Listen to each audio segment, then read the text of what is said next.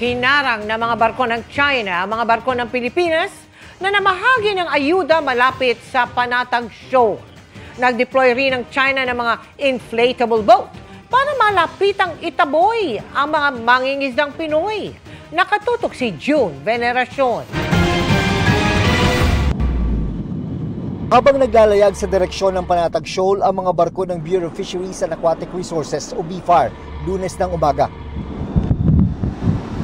Biglang nagpakita ang isang barkong pandigma ng China. May isa pa silang warship na wala sa video.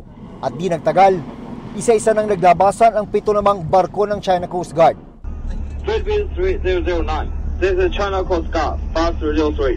Enter course and leave immediately. We will take strong actions on you in accordance with the law.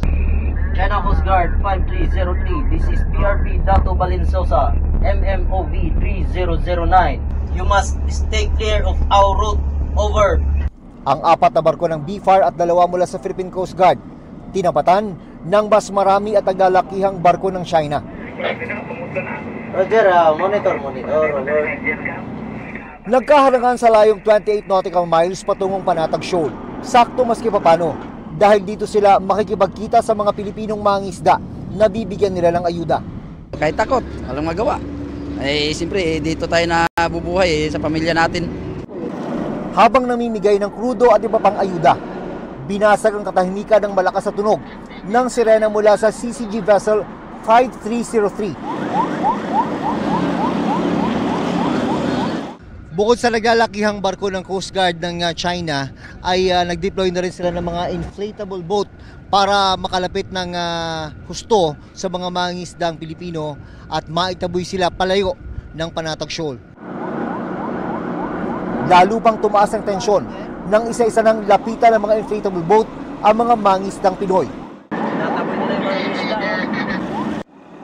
Itinaboy ang mga mangingisdang Pinoy kahit pa nasa 120 nautical miles lang ang Panatag Shoal mula sa mainland Luzon, pasok sa 200 nautical mile exclusive economic zone ng Pilipinas. Habang ang China, mahigit 400 nautical miles ang layo. Ganito ang plugin lang, sir, ang bubuli. Masakit talaga, sir. Kaya sa atin to, bakit nagkaganito? Reklamo ng mga mangingisdang Pinoy, matagal na silang ginigipit at hindi pinapalapit ng China Coast Guard sa Panatag Shoal na kilalang mayaman na pangisdaan. Masakit sa amin dahil siyempre bawal na kami mangisda dito eh. Lugar namin to eh, lugar natin to. Dapat tayo nagpapaalis sa kanila. Pagkatapos ng resupply mission, sinubukan pa ng BFAR na makapagsagawa ng maritime patrol para makalapit sa Panatag Shoal. Kaya kahit patakip silim hanggang dumilim, tuloy-tuloy pa rin ang pagbuntot at pagbantay ng China Coast Guard sa mga barko ng BFAR. Mag-aalas 7 na ng umaga, March 25, at ito wala pa ring tigil itong China Coast Guard Vessel 5303 sa pagdikit dito sa BRP Dato Balinsusa na aming sinasakyan. Sa kabila ng harassment na naman ng China, ang mga mangingisdang Pilipino ay naprotektahan because of the deployment of the Philippine Coast Guard and BFAR vessels. Nakatanggap sila ng fuel subsidy. So I think this is a successful mission. Dahil hindi nakalusot sa pagbabantay ng China, hindi na nagpumilit ang BFAR na makadikit sa Panatag Shoal. Pero babalik at babalik pa rin daw sila para ipakitang hindi sinusuko ng Pilipinas ang Panatag Shoal sa China.